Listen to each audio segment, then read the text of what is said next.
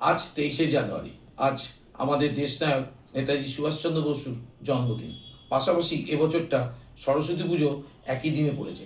আর এই সরস্বতী পুজোর সাথে সুভাষচন্দ্র বোস বেশ জড়িত ছিলেন। তাই আজকে আমার ভিডিওর মধ্যে সুভাষচন্দ্র বোস ও সরস্বতী পুজো নিয়ে আলোচনা করছি। সময়টা 1926 সালের 12ই ফেব্রুয়ারি। হ্যাঁ, সুভাষচন্দ্র বোস মান্দালায় জেলে রয়েছেন। সেখান থেকে বিভাবতী বসু অর্থাৎ মেজ বৌদিকে এক চিঠিতে লিখছেন যে আমরা সরস্বতী পুজো সম্পন্ন করেছি, কিন্তু আমরা নিজেদের টাকা দিয়েই করেছি। দুর্গাপূজার টাকা এবং সরস্বতী পূজার টাকা এখনও সরকার দেয়নি। তার যাবতীয় কাগজপত্র আমি এই চিঠির মাধ্যমে তোমাকে পাঠাচ্ছি।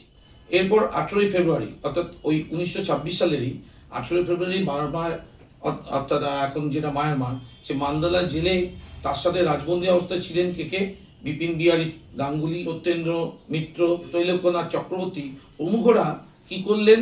অনশনে বসলেন। কেন অনশনে বসলেন? তারা সরকারকে বলেছিলেন যে সরস্বতী পুজোর জন্য যেন 60 টাকা করে বরাদ্দ করা হয়, কিন্তু সরকার মতো তাদের এই নীতি মানতে রাজি হননি। ফলে কী হয়েছে? তারা অনশনে বসেছেন।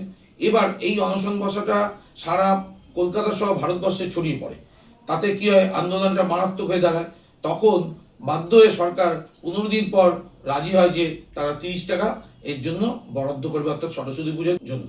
এরপর একটা অবাক করার কথা বলছি, সেটা হচ্ছে যে 1928 সালে সিটি কলেজ অর্থাৎ আমার স্ট্রিট সিটি কলেজে ছাত্রদের সরস্বতী পুজোকে কেন্দ্র করে রবীন্দ্রনাথ ঠাকুর এবং আমাদের নেতাজি সুভাষচন্দ্র বসুর মধ্যে একটা আদর্শগত বিরোধ হয়ে গেছিল। এই বিরোধ ঘটার পিছনে একটু কাহিনী আছে, সেটা এবারে বলি। সেটা হচ্ছে ওই 1928 সালে ফেব্রুয়ারি মাসে সিটি কলেজের যে রামমোহন হোস্টেলের ছাত্ররা ছিল, তারা ঠিক করে যে সরস্বতী পুজো করবে।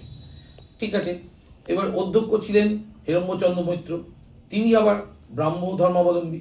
যেহেতু ব্রাহ্ম ধর্মাবলম্বী অধীনে ছিল, তার জন্য তারা সরস্বতী পুজো করতে বারণ করে। তখন ছাত্রদের মধ্যে একটা জেদ ধরে যায়। ছাত্ররা কি করে? তারা কলেজের গেটের বাইরে গিয়ে পুজো করে। এর ফলে কী হলো? কলেজ কর্তৃপক্ষ তাদের জরিমানা দেয় এবং তার পাশাপাশি বলে হোস্টেল থেকে চলে যেতে হবে। এবার ছাত্ররা কি করে?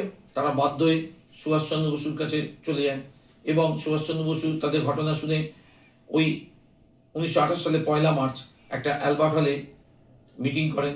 মিটিংয়ে তিনি যা বক্তব্য বলেছিলেন তার মধ্যে মূল ছিল যে এটা তাদের অর্থাৎ কর্তৃপক্ষের একটা স্বৈরাচারী পদক্ষেপ নেওয়া হয়েছে এবং ছাত্রদের যে মৌলিক অধিকার সেটাকেও হরণ করা হয়েছে।